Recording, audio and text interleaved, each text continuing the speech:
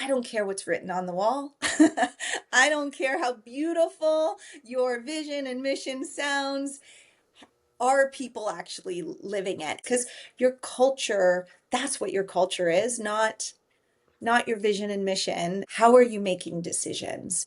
How does your culture come into play? When you have a strong culture, you make decisions using that culture, that you get these incredible results like the Lululemons and the Googles and the Starbucks and, all these companies who have done culture incredibly well for many years. Welcome to the Wellness Growth Code podcast. I'm your host, Justine, and this is where we talk to leaders in the health and wellness space about what's actually driving growth right now, from visibility to smarter systems to AI. No fluff, just real insights you can take and use in your own business. So let's dive into it.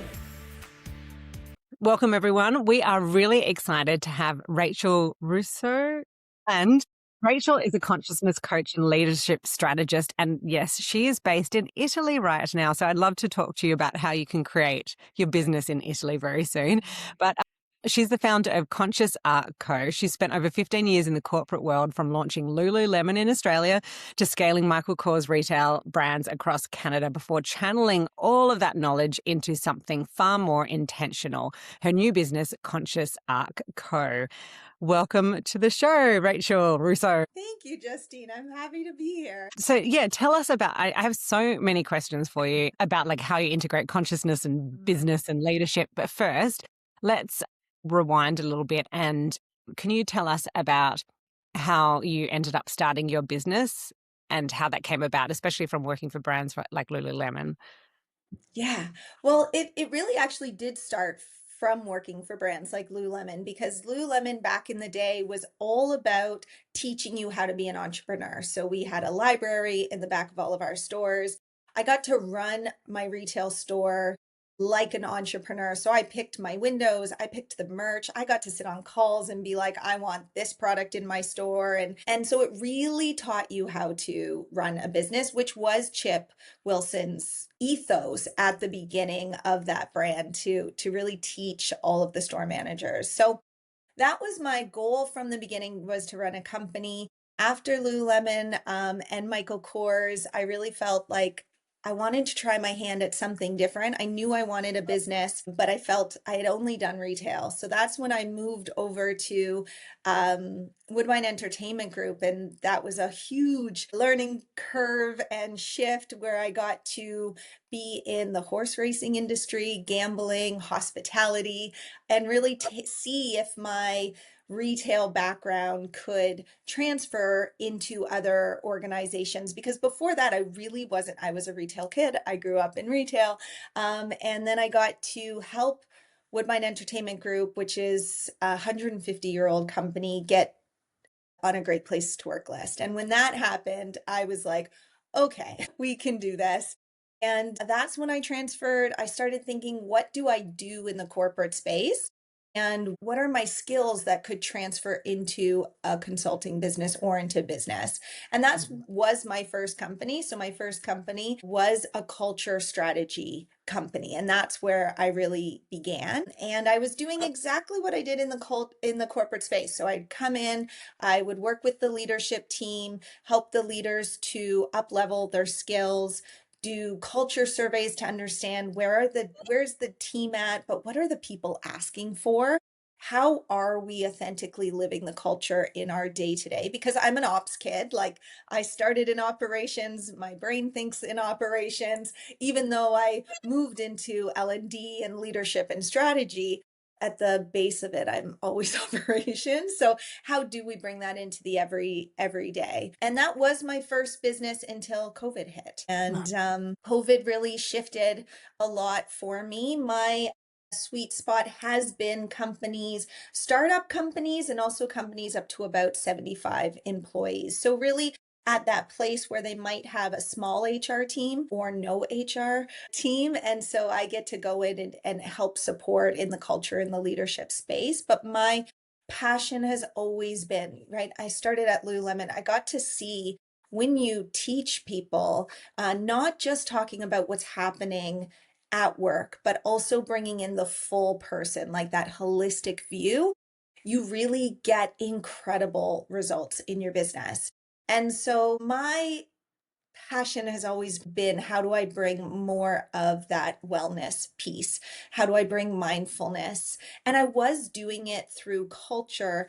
And after COVID, when the whole world changed, my business changed because I was with small companies who had to put me on hold. That's when I went, okay, I'm going to just go full force. I wrote my first book in the form of a journal called The Art of Awareness, which works with my proprietary method of the conscious arc, which helps people to raise their consciousness. And yeah, really went full force into that space to not just bring mindfulness, but bring mindfulness in a way that's really doable and can really help companies shift. Don't Mhm. get me wrong, bringing any mindfulness, any wellness into companies is fantastic. But because of my culture, brain, and because of my ops, kind of beginning, I don't want to just layer wellness on top. I don't want to just come in and say, do this meditation and see you later. I really work with companies to say, okay, what is holding us back from having a culture of wellness, or our leaders feeling well or being able to be mindful, and how do we actually bring that into our day to day? So teaching the leaders, but also shifting the culture to ensure that it is sustainable, and it is going to really support the team as they Mhm. move forward. So I guess, like, even rewinding a little bit, why do companies need a culture expert like yourself in there? And when you come in, what does it look like before and what does it look like after, if this is the first time someone's hearing about it? Yes. Okay. So why does someone need a culture expert? It's a few reasons to that it could be. Like I said, because I am in that kind of small, mid-sized company, it tends to be leaders who know they want culture, but maybe have never built a culture before, or maybe don't have a designated culture lead. And when you don't have that, you would need someone like me to be like, okay, how do we think about culture? How do we bring that in? The flip side of it can also be when the culture isn't working anymore. So I tend to really help companies as well. As you scale, how do you, when there's five of you, 10 of you, even 15, where the founder is really in the day to day and no decisions are made without the founder being a part of it, and everyone gets that face time. And in those moments, culture is a little easier because there is someone having those checks and balances. But once you start to grow and you do Mm. get bigger and you might get multiple locations, how do you ensure that that magic sauce that you had at 15 is still going to be felt by your clients and by your customers when you do get to 30 or you do get to multiple locations? So I will come in and help to really the whole gambit of culture. If you know what your culture is, how do we then embed it into your leaders? How do we make sure your leaders are authentically living it and leading it? How do people feel it? And that's probably my biggest thing around culture is I don't care what's written on the wall. I don't care how beautiful your vision and mission sounds. Are people actually living it? And do they have the opportunity to live it and feel it and experience? Because your culture, that's what your culture is, not your vision and mission, unless it can be felt in the day to day. How are you making decisions? How does your culture come into play? And we've seen it in the research, we've seen it in successful companies over and over again. When you have a strong culture, you make decisions using that culture, that Mm. you get these incredible results like the Lululemons and the Googles and the Starbucks and all these companies who have done culture incredibly well for many years. Yeah, and I guess as well, with everyone trying to get people back to the workplace, I mean, that took so long. So I guess if you've got a strong culture, that would be a key. And then also you said before you got one of the companies into one of the best places to work list. Mhm. I mean, what does it look like when a company is humming and singing and on that list? Like, are people just so enthused to go to work? Have you got greater productivity? Yeah, Exactly. All of those things, definitely. You're right with returning back to work. The other thing with culture right now, and then especially wellness, if we're circling that in as part of it, is it is what people are asking for. It's Mhm. what the generations are asking for. Like, I couldn't do culture if the millennials didn't come into the workplace and ask for us to do things differently. I wouldn't be doing wellness if Gen Z wasn't in the workplace being like, hello, we need to do this differently. So I actually really appreciate these new generations coming in and shaking it up and getting us to think differently than we had before and we have before. But that culture, the piece of culture that I want to be really clear about is it's not just about to make people happy. I think sometimes we think that we're like, oh, culture means everyone's happy and you come to work and there's a party and there's candy and we on Fridays we get to go out or whatever it is. To me, that is a part of culture, but from a Mhm. culture strategy perspective, that's like one little piece. Culture Mhm. to me is about authenticity. How do you authentically live your values? How do you really live your mission every single day? That is culture. So, how do we have tough conversations at this company? What does it look like? What does it sound like? How do we innovate? So, so the culture part is really about who are you authentically as a business and how do we lead? How do we run our business? How do we interact with our clients and our customers from our culture perspective? And yes, the beautiful kind of outcome of that authentic place. People know what is expected. We're doing some beautiful neuroscience pieces where people want to know what's expected of them, what can they see coming in the future? Do they feel safe and have that psychological safety? All that comes out that people enjoy their work. People Mm. enjoy coming into the office. People enjoy being around their colleagues and their coworkers. So that's a little bit of an outcome for me rather than the actual strategy of culture. Yeah, that's a great explanation of it. And I saw on your website you were saying something like, your transformation starts from within. And Yes, I kind of wanted to unpack that a little bit more. love Like, it. what does it mean for someone? And that self awareness piece, why is it so important? Yes. It's a funny thing for me because I've been doing leadership training for almost 2 decades, but I've always been talking about it starts from within as leaders. And because my leadership journey has been I've been very lucky to start where I started because I went on a leadership journey being like, I'm going to be a better leader. I'm going to grow the corporate ladder. I'm going to become a VP. And that was really why I wanted to be a leader, right? I was driven. I wanted to be a VP before I was like 35 and like all these kind of pieces. And what it kept doing for me is coming back to me.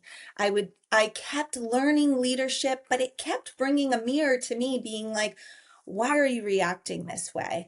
Why are you upset right now? Why are you leading with your ego or why can't you get that project done? And and that was really where I started to realize a leadership journey is an internal journey for you. And transformation starts from within because we can layer. I can teach you how to delegate.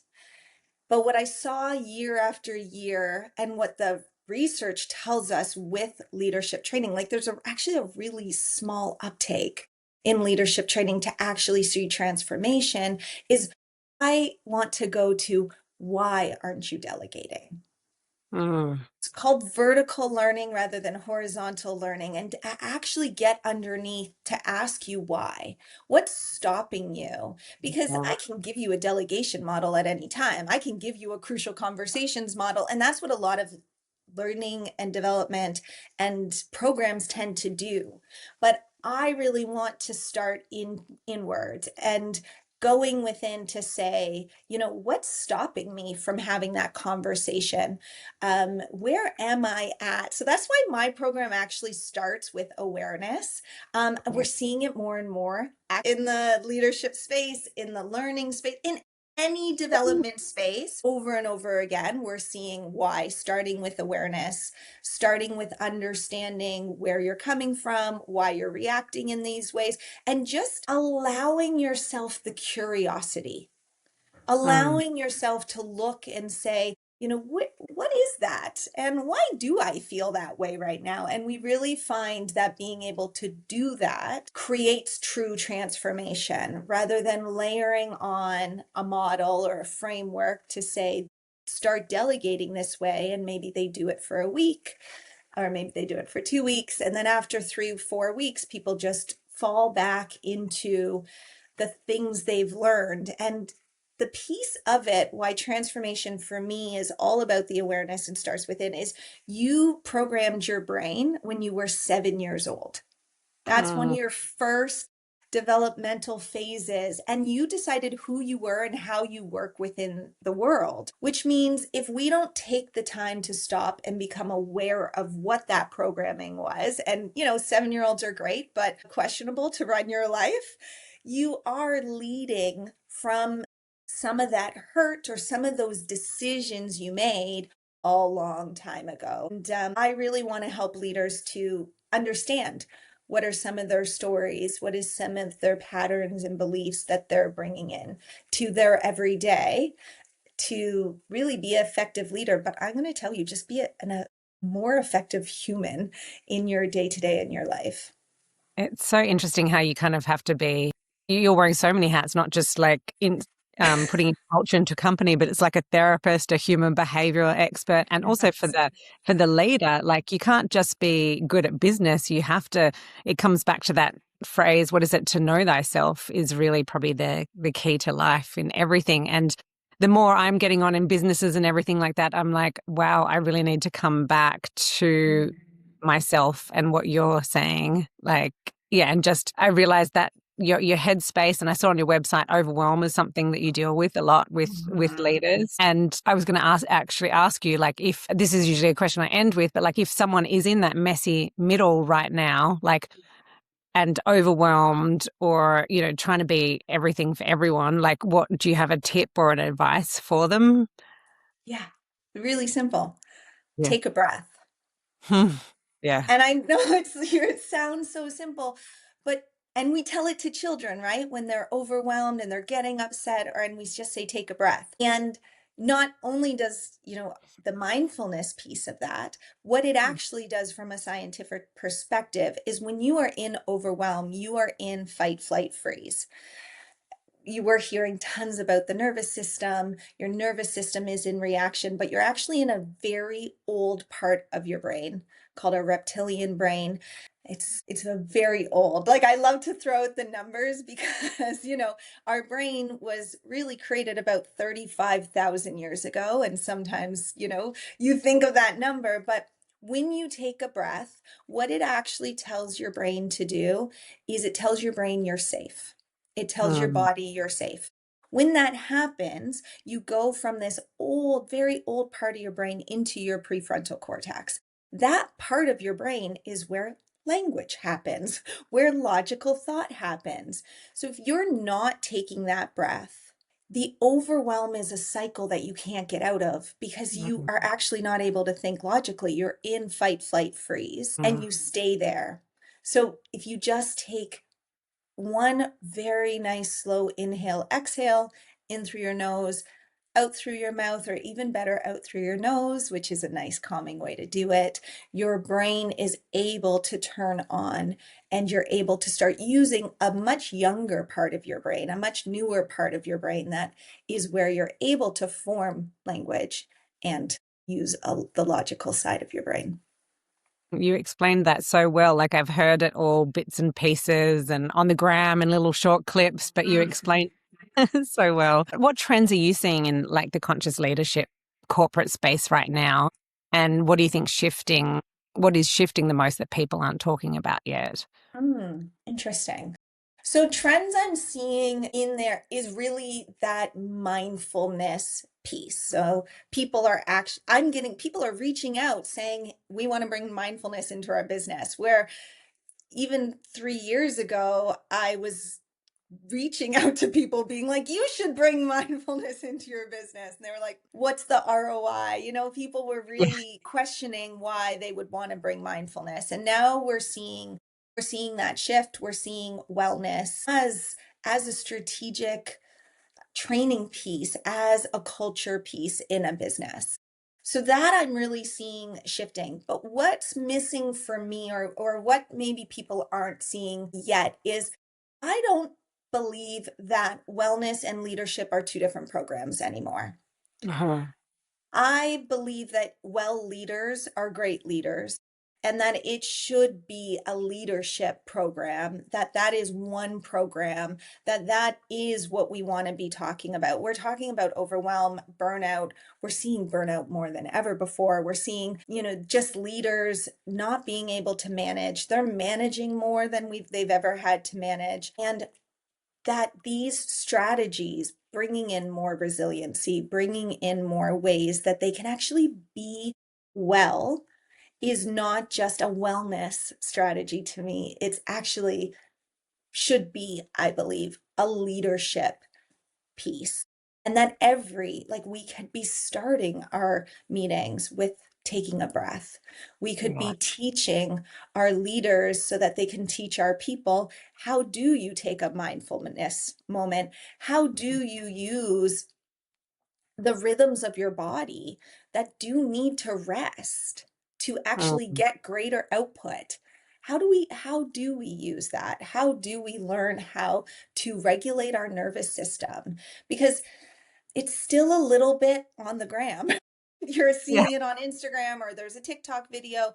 But if we can really bring this into the corporate space, conscious capitalism is my goal. We are affected by the people we work with almost more, I think, sometimes than our family and the people we live with. And there's a huge opportunity that if we can become conscious in corporations, if we can have an ability to make people's lives better from Mm. being at work, then that is going to trickle, and I truly believe is going to make this planet better.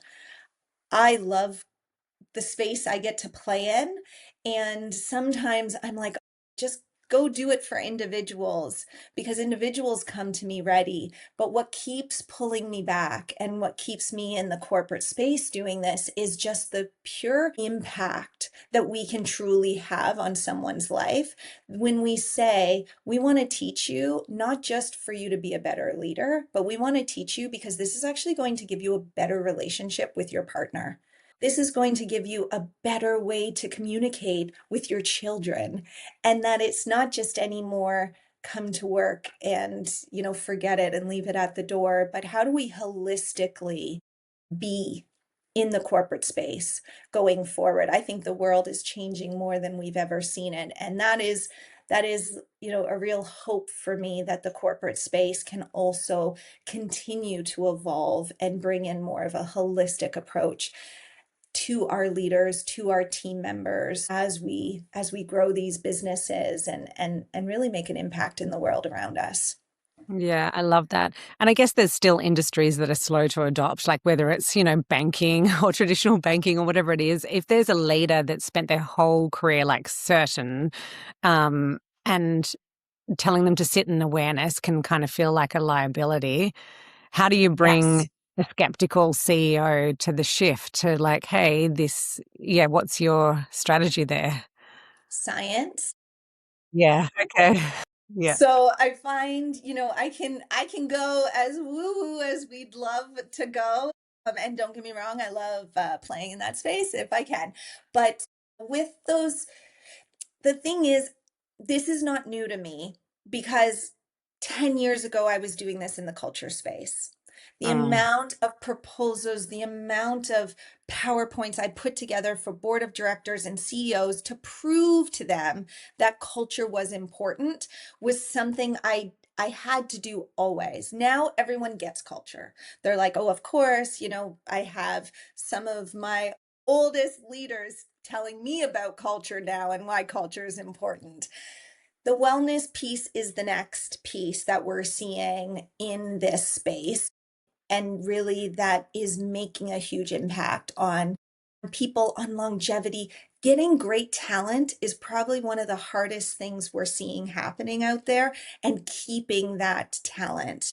It is not easy anymore. It's right. We have anyone can go almost to any company around the world. So we're seeing that by bringing in wellness, by bringing in these tools, by talking about mental health, by teaching our leaders to care about the human and Mm, taking that human centered approach to leadership.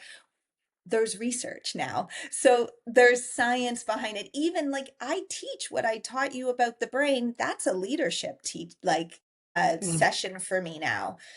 I get to teach the science, and I find with my CEOs that are going, no, just do a leadership program, teach them a skill, and let's move on. I get to really bring in the science, bring in the research that's mm, proving it over and over again. That's starting with awareness for our leaders, starting with their wellness, mm. starting with teaching them how to learn who they are and what drives them, allows them to be these human-centered leaders, allows you to coach. We're seeing coaching in this space with online workers, and that companies aren't coming back. We're seeing coaching to be really the number one way to lead right now.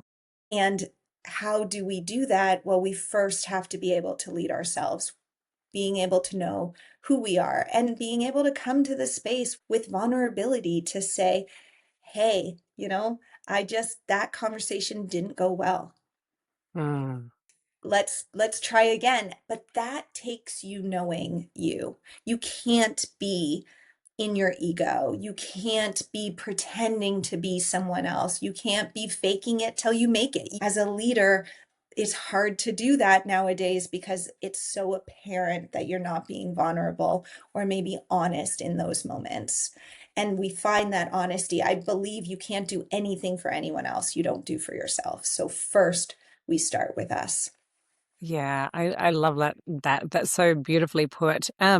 Talking about culture, you're living in Italy. What is the Yes. culture like there, and how do you run your day-to-day business from Italy? Yeah, I know. It's Oh, pretty it's as wonderful as it sounds, not gonna lie. yeah. Okay, so how is it different? I was just having this conversation actually with a business owner yesterday, how it's different in Italy. They haven't quite come, not all businesses are up to date with the culture piece.